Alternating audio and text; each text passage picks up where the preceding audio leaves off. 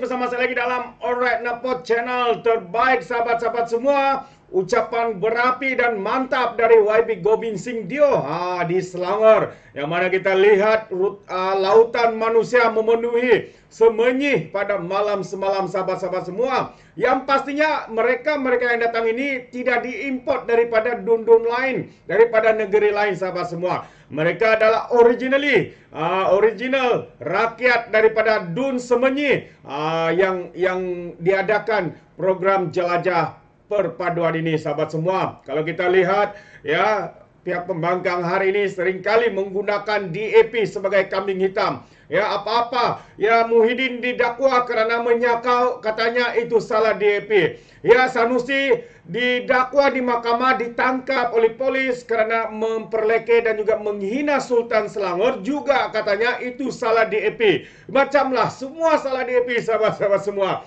Inilah yang seringkali dilaungkan oleh pihak pembangkang Pertikaian Nasional ini. Jadi menarik untuk kita dengar bagaimana ucapan penuh semangat ya daripada YB Gobind ini. Jadi tanpa membuang masa sahabat semua, saya mau kita mendengar ucapan ini. Terima kasih saya ucapkan kepada saudara dan saudari pengatur syara majlis, sahabat saya calon saudari Puan Zulaikha, calon untuk N24 ni, Saudara Dato' Johan, calon untuk Sun Tua, Saudara Aminul Huda, Menteri, sahabat saya, Saudara Fahmi, Yang Bapak Fahmi, Yang Berhormat Saudara Sani, kawan-kawan yang hadir pada malam ini. Apa khabar semua? Baik. Ni hao ma? Hao. Waalaikum. Waalaikum. Kata bagus. Ramai yang hadir malam ini kerana kita ada satu cabaran yang besar di hadapan kita. 12 hari bulan Ogos ini, kita rakyat negeri Selangor kena buat satu keputusan. Keputusan berkenaan dengan siapa yang akan menerajui kerajaan kita di negeri Selangor untuk 5 tahun yang akan datang. Ini satu keputusan yang cukup besar dan cukup bermakna untuk kita semua. Kerana buat kali pertamanya kita di negeri Selangor menghadapi pilihan raya di mana kita ada pilihan di antara dua pihak. Satu daripadanya Kerajaan Perpaduan yang terdiri daripada Pakatan Harapan dan Barisan Nasional, dan lagi satu Perikatan Nasional. Ini kali pertama, kerana sebelum daripada ini setiap pilihan raya kita lihat memang balahan di antara PH dan BN. Tetapi pilihan raya umum yang kita adakan dalam tahun yang lalu, tak ada siapa-siapa yang ada majoriti. Oleh sebab itu kita kena buat satu keputusan. Apabila kita terima nasihat daripada Yang Tuan Agong masa itu, untuk kita lihat masa depan negara kita, untuk kita lihat bagaimana kita boleh mendirikan satu kerajaan yang boleh memerintah untuk 5 tahun, untuk membawa perbaikan untuk rakyat Malaysia. Jadi di situ kita sebagai pemimpin politik kena buat satu keputusan. Walaupun ada perbezaan politik masa itu, soal berkenaan dengan masa depan negara kita menjadi soal keutamaan. Kalau tidak ada majoriti mana-mana parti tertentu, maka perlulah kita lihat bagaimana kita boleh bekerja sama. BN menolak, rata-rata menolak. Tetapi kita dalam Pakatan Harapan telah pun bincang dengan Barisan Nasional, dan masa itu keputusan dibuat. Keputusan dibuat agar kita kerjasama untuk masa depan negara kita, untuk kita mewujudkan apa yang sekarang kita gelarkan sebagai Kerajaan Perpaduan. Kerajaan Perpaduan yang dipimpin ketua dia, Perdana Menteri kita, Datuk Seri Anwar Ibrahim. Dan kabinet kita terdiri daripada menteri-menteri daripada Pakatan Harapan, Barisan Nasional, pemimpin-pemimpin daripada Sabah dan Sarawak. Masa itu kita lihat ada yang membuat anggapan bahawa kerajaan ini memang tidak boleh lebih daripada 3 bulan. Kita masuk parlimen dalam bahas yang dibawa oleh mereka sebelah sana. Mereka kata tak boleh 3 bulan kerajaan akan runtuh. Tapi apa yang kita lihat? Kita lihat bagaimana dalam masa 8 bulan sekarang Bukan saja kita menunjukkan bahawa kita boleh bersama-sama menerajui pemerintahan negara ini, tetapi kita juga menunjukkan bahawa dalam 8 bulan ini kerajaan ini telah pun melakukan jauh lebih apa yang dilakukan oleh kerajaan PN dalam 30 bulan mereka menjadi kerajaan. Kita menunjukkan bagaimana kita boleh meletakkan kepentingan rakyat di hadapan kita, dan untuk kebaikan negara kita bekerja sama. Pemimpin-pemimpin dari para PH dan Barisan Nasional bekerja sama, turun padang, bincang dengan rakyat apakah masalah sebenar, bagaimana kita boleh selesaikan. Saya rasa semua di sini dapat lihat, walaupun mereka kata ada masalah, tapi pemerintahan kita gagal, stabil. Kita lihat bagaimana untuk kali pertamanya, saya baca dalam surat khabar hari ini, ada pemimpin daripada sana yang mengatakan Perdana Menteri kita ni kerap kali tak cakap yang benar. Ini laporkan hari ini. Saya nak tanya soalan kepada mereka. Buat kali pertamanya Perdana Menteri kita mengadakan setiap minggu sekali beliau hadir dalam parlimen. Kenapa beliau hadir? Beliau hadir kerana berani nak berhadapan dengan pembangkang. Itu satu. Tapi yang lebih penting, nak bagi pembangkang peluang untuk tanya soalan. Nak bagi kita backbenchers peluang untuk tanya soalan. Tanya direct kepada Perdana Menteri dan biar dia jawab. Ini yang kita lihat, pemerintahan berani. Berani kerana benar. Kerana kita tahu kita buat yang terbaik untuk rakyat negara ini. Ini perbezaan dia. 9 bulan kita lihat kerajaan Madani. Apa beza dia? Semasa pemerintahan Ismail Sabri, semasa pemerintahan Muhyiddin Yassin, kita lihat 30 lebih bulan. Tapi kita tak lihat parlimen bergerak begini. Kita tidak lihat bagaimana jawatan kuasa ditubuhkan untuk kita menyelesaikan masalah-masalah yang telah pun wujud bertahun-tahun. Jadi apa yang kita lihat adalah kita boleh bergerak sebagai satu gabungan yang kuat, yang kini digelar sebagai kerajaan perpaduan. Betul atau tidak? Cakap senang, tuan-tuan puan-puan. Mereka bagi ceramah nak cakap, oh, ada perbalahan, mereka tak boleh kerjasama. Cakap senang. Tapi kita rakyat Malaysia, kita boleh menilaikan. Sekarang kita ada TikTok, YouTube, macam-macam lagi. Tanya YB Fahmi, dia tahu semua teknikal. Tapi sekarang zaman teknologi lain. Kita boleh lihat dengan mata sendiri apakah yang dilakukan oleh pemimpin-pemimpin kita, buat kita menilaikan siapa yang kita akan undi untuk menjadi pemimpin kita menerajui kerajaan untuk 5 tahun ke datang. Mana kita pernah lihat seorang Perdana Menteri setiap hari turun padang, jumpa dengan masyarakat seluruh lapisan, masuk universiti, jumpa petani, jumpa nelayan, nak minta apa masalah mereka. Kenapa? Kerana nak tahu apakah sebenarnya masalah yang dihadapi rakyat negara ini dan bagaimana kita perlu menyelesaikannya. Ini fakta. Ada lihat betul? Kita lihat. Dan bukan saja jumpa, sempat duduk bincang, tanya, soal jawab. Kerana angkat kepercayaan mereka dalam kerajaan kita menunjukkan bahawa sejauh ini bila kita sebut kalau diberi peluang Anwar Ibrahim dari Perdana Menteri, kita akan tunjukkan perbezaan pimpinan di bawah Datuk Seri Anwar Ibrahim. Betul atau tidak? Dan kita lihat, you can say whatever you want, but when we look on the ground, kita melihat. Dan saya minta semua di sini, bila kita ni bubar DUN Selangor, mereka mula serang. Sekarang masalah kerana akan berlakunya rebut kerusi. Sudah pasti Harapan dan Barisan Nasional tidak boleh kerjasama, tak boleh selesaikan masalah kerusi. Kita dalam negeri Selangor 56 kerusi, tak ada masalah. Tak ada satu pun kita lawan di antara satu sama lain. Ini kerana kita bincang, kita tahu semangat yang dibawa di kerajaan persekutuan, kerajaan perpaduan itu, semangat itu kita angkat di peringkat negeri juga. Kenapa? Kerana kita tahu kerjasama itu telah pun berjaya. Dan kalau kita bawa kerjasama itu kepada negeri kita di Selangor, saya yakin kerjasama itu juga akan berjaya. Betul atau tidak? Betul. Jadi mereka pun tahu soal pimpinan negeri. Kita di Malaysia, kita ada pilihan raya untuk peringkat kerajaan negeri dan kerajaan pusat. Lazimnya sebelum daripada ini, pilihan raya itu diadakan serentak. Jadi semua kita turun sekali, kita buat pilihan untuk negeri dan parlimen. Tapi kali ini berbeza kerana kita buat parlimen dulu. Masa itu kita putus supaya tidak membubarkan dewan. Jadi oleh itu kita ada pilihan raya negeri sekarang.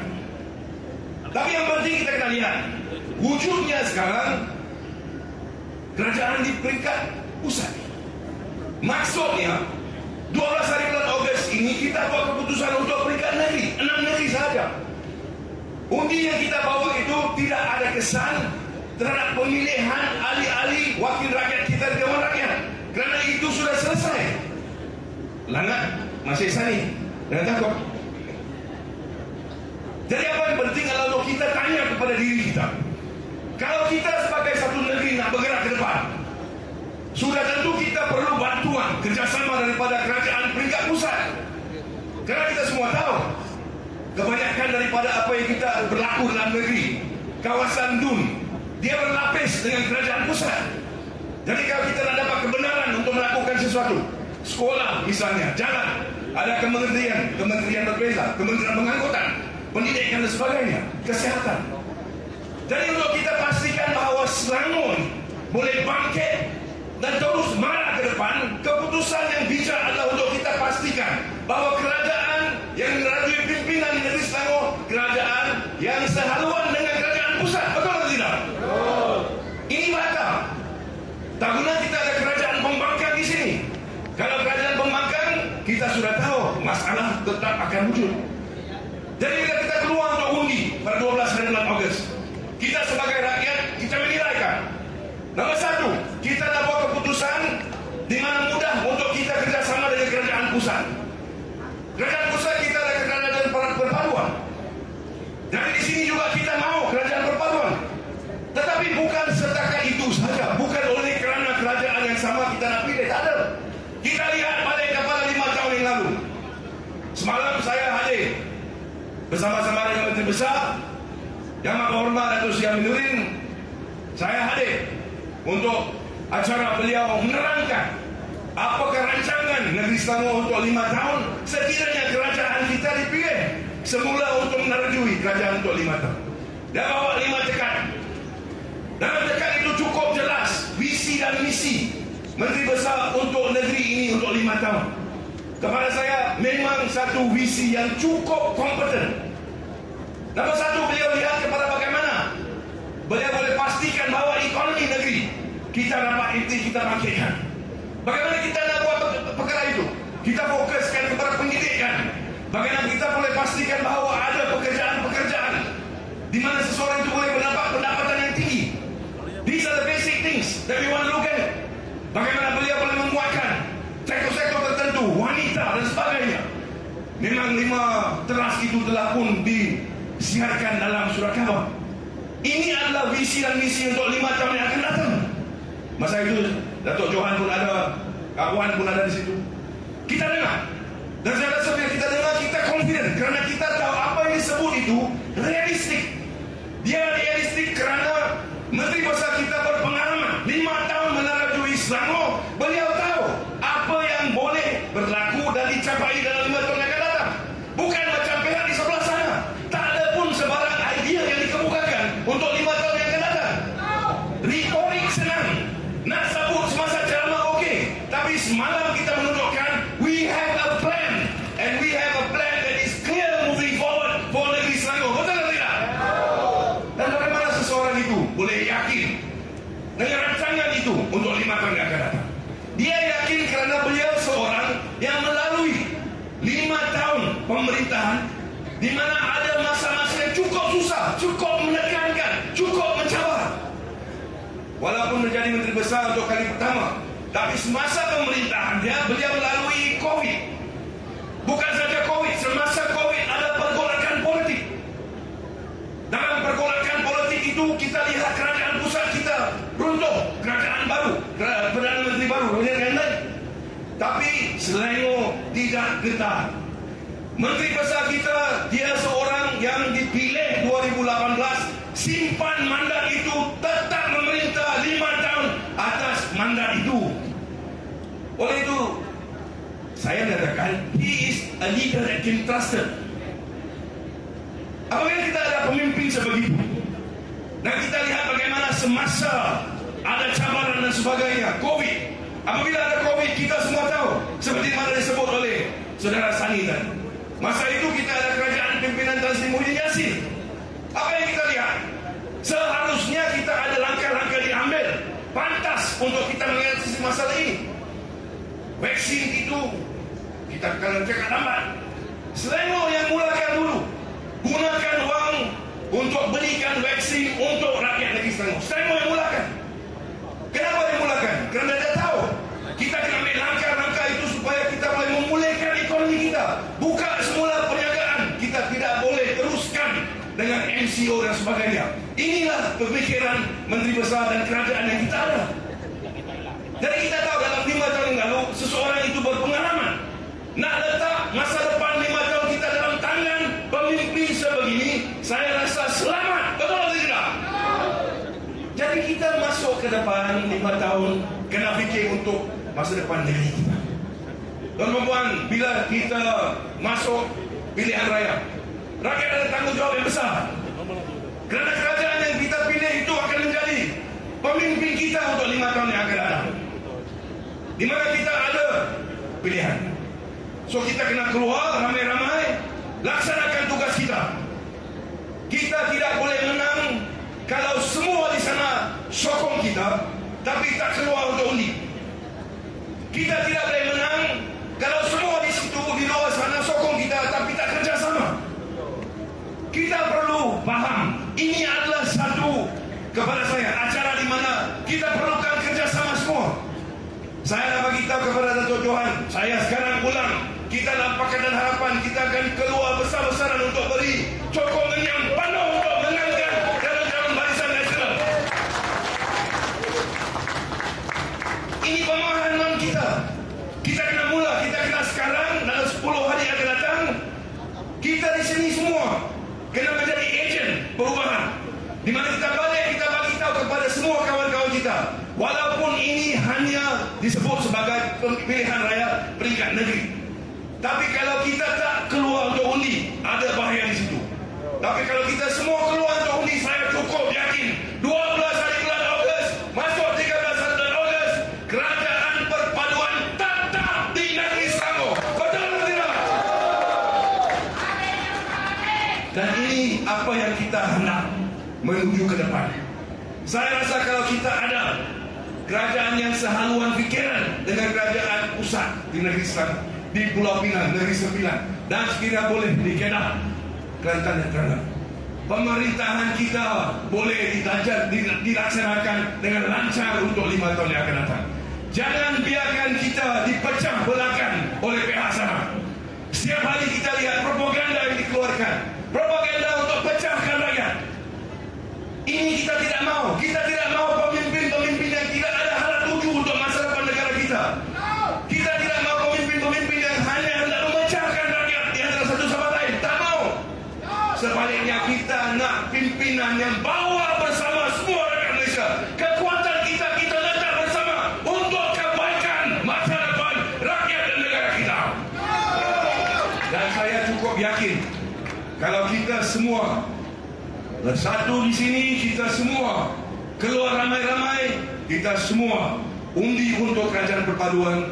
12 hari bulan kita keluar untuk undi, 13 hari bulan Datuk Johan menjadi adun, 13 hari bulan Dewan Zulaikha jadi adun. Kita semua di sini kena sokong mereka. Boleh tak tidak? Boleh. Jadi di situ saya minta kepada semua, kerja kita 10 hari, ada banyak kerja untuk kita buat. Marilah semua di sini bangkit dan ayo bersama-sama dengan kita.